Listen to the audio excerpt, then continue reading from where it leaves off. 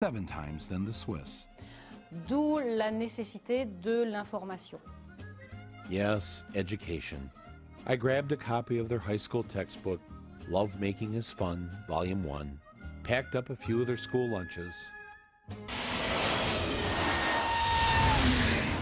and hopped aboard what they call a train to a country that really was number one in education. Finland is ranked at or near the top of having the best educated students in the world, which left everyone wondering, really? Finland? These are the people who gave us the air guitar championship. Hello? Hello? And the sports of cell phone throwing and wife carrying. These are the geniuses that cracked the code to good education? I mean, how is it that the kids in Finland are ahead of the rest of the world? So here's what happened. Back in the day, Finland's schools sucked on the level that ours suck on. When they tested the world's kids, both Finland and us were usually about the same, somewhere down the list of nations. But Finland didn't like that. So they tried some new ideas, and in no time, Finland shot to the top of the world. Their students were number one. How did they do that? That was the one question I wanted an answer to, and I went straight to see the enemy's Minister of Education. Before I could say anything, she blurted out their top secret. They do not have homework. Wait, so you reduce the homework you give them at school? Yes. They should have more time to be kids, to be youngsters, to enjoy the life. How many hours of homework did you get last night?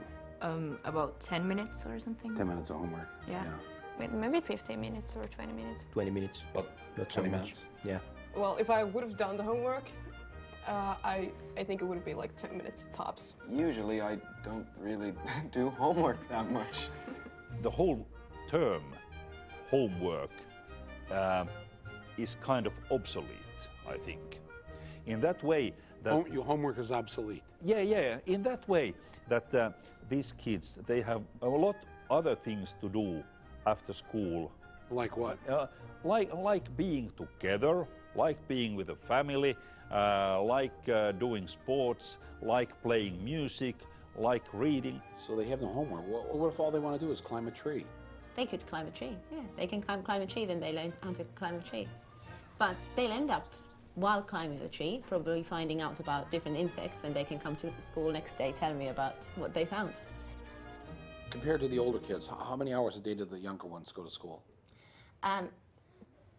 Mondays, 3 hours. Tuesdays, 4 hours. It varies. It's 20 hours a week. So they're, oh man. Now, does this 3 or 4 hours at school include the lunch hour? Yes. How are they learning anything? How are you getting anything done? Your brain has to relax every now and then. If you just constantly work, then you stop learning. And there's no use of doing that for a longer period of time. Finland students have the shortest school days and the shortest school years in the entire Western world. They do better by going to school less. How many languages do you speak? English, yeah. Swedish, Spanish. Finnish and Swedish. Finnish, English and German. French, German. Finnish and English. English, Swedish and French and Spanish. So you were an exchange student in the U.S.? Yeah. When you got back here in school, what did you notice that you felt relieved about? No more multiple choice exams. No multiple choice exams here? Or very few of them, if any. Really? All of my exams in the U.S. How do you answer the question right if it isn't listed as one of the 4 choices? You write your answer. You have to know it, actually. Yeah. You actually have to know it. Yeah.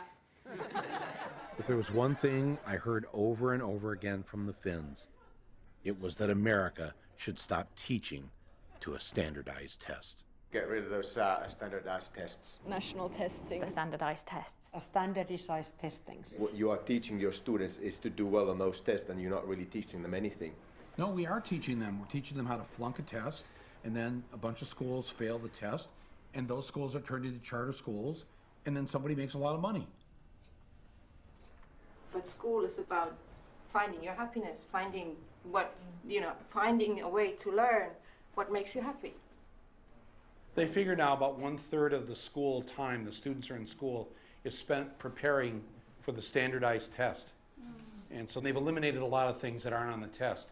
So music is gone, art is gone, poetry is gone. Yeah, in many schools. Civics isn't even on the test. So now schools are dropping civics. Yes. Civics, American civics. Okay. Unbelievable. We got rid of poetry. Really? Yeah. Yeah. Why? It's a waste of time. When are they ever going to learn? When are they ever going to speak as poets when they're adults? How does that help them get a job?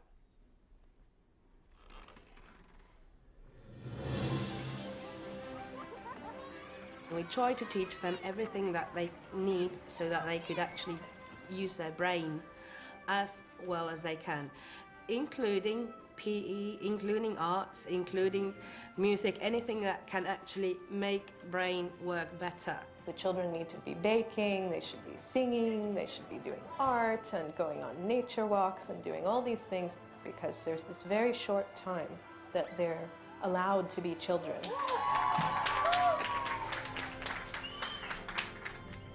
If you don't have standardized tests here in Finland, how do you know which schools are the best? And, people need a list. The neighborhood school is the best school. It is not different than the school which can be, for example, situated in the town center, because all the schools in Finland, they are all equal. When we move to a new city, we never ask where the best school is. It's never a question. So nobody has to shop for schools. There's nothing different in any of our schools. They are the same.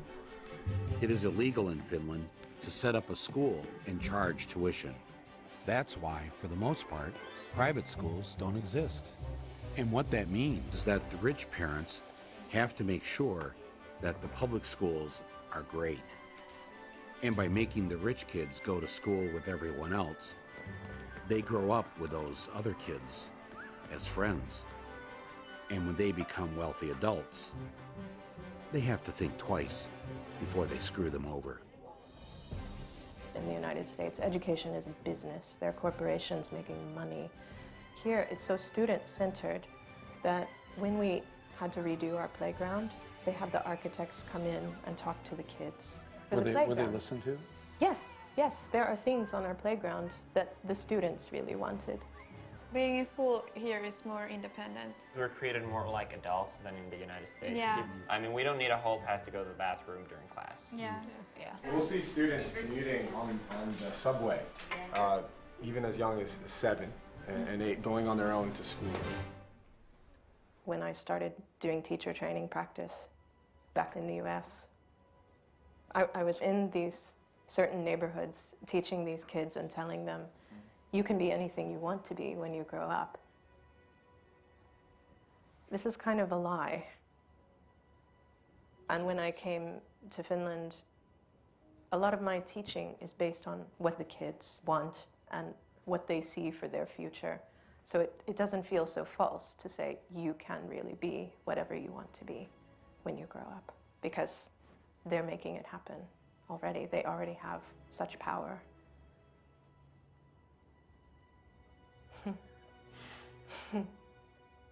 That's upsetting to think about that, that our kids don't have that.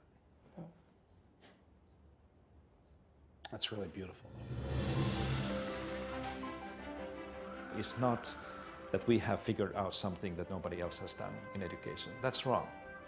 Many of these things that have made Finland perform well in education are initially American ideas. We try to teach them to think for themselves and to be critical to what they're learning. We try to teach them to be happy person, to respect others and respect yourself. You're concerned with their happiness? Oh yeah. What the hell do you teach? I teach math. So the math teacher says the first thing out of your mouth of what you wanted these students to get out of school was to be happy, to have a happy life. Yeah. And you're the math teacher. Yeah. When do they have their time to play and socialize with their friends and grow as human beings? Because there's so much more life around than just school. You want them to play? I want children to play.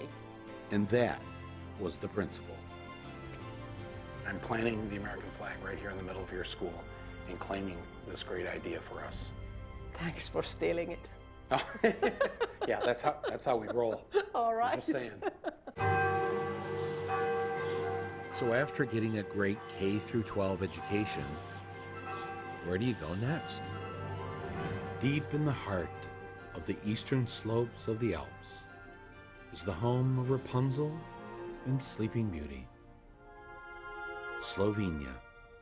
Not Slovakia, Slovenia. Actually, much of Slovenia's mail gets missent to Slovakia, but that's not why I'm here.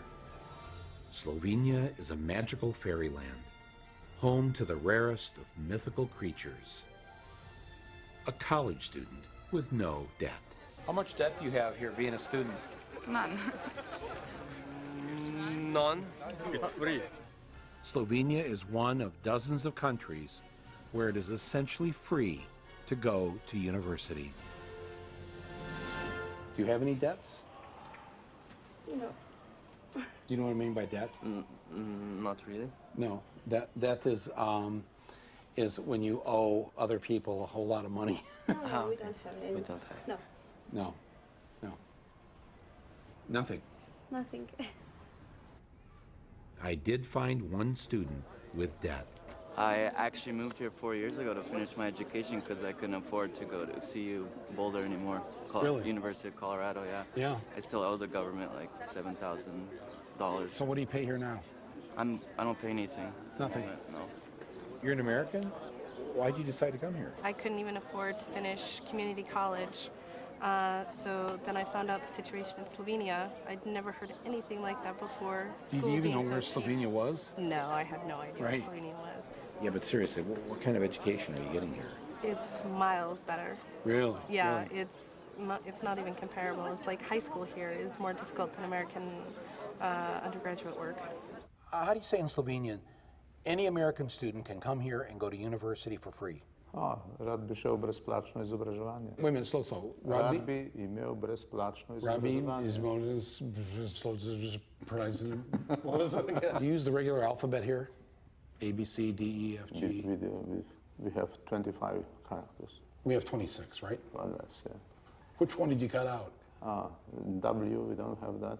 Did you cut out W while Bush was president, or was that before? I'm just curious. It's not, it's from the beginning. It's from the beginning. It has nothing to do with Bush. Nothing. Okay, all right.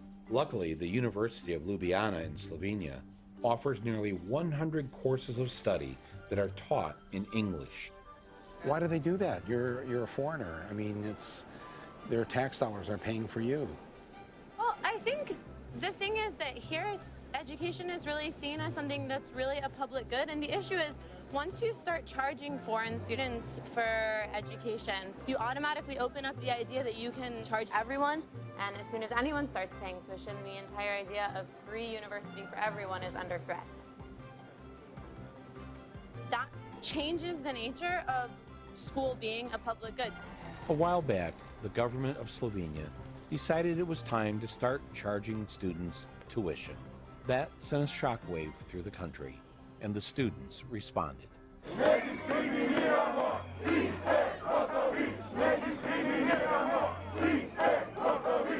We organized a protest against that law. We spent 9 months meeting with the Minister for Education, with the heads of the universities. We managed to delay the law for long enough for the government to eventually collapse. Wait a minute. An organization that's got 40 to 50 active members. Yes. And you helped to bring down the government. That's right. That's right. And force a new election. That's right. That's amazing. That's an amazing story. Here's what students do when the government tries to fleece them in countries like Canada Germany, France, Finland, and Norway. And here's what happens each time there's a tuition hike in the U.S.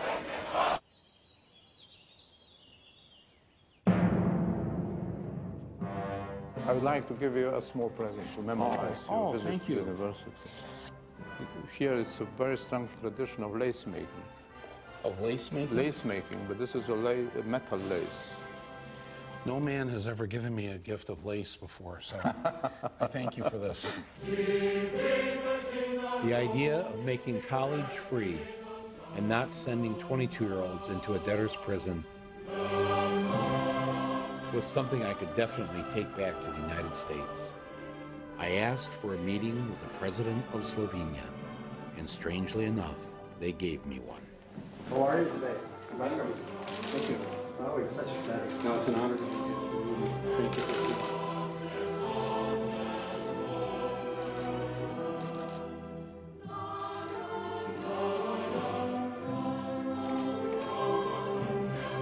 The president was happy to meet with me, but he ordered my crew out of the room because he did not want any witnesses to his surrender.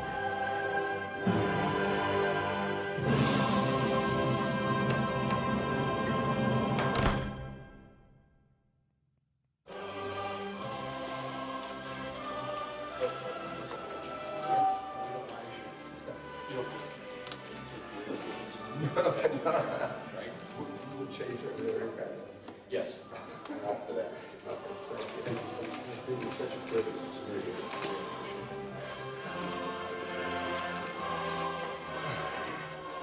See how easy that was? Success. No casualties, no PTSD, no Dick Cheney.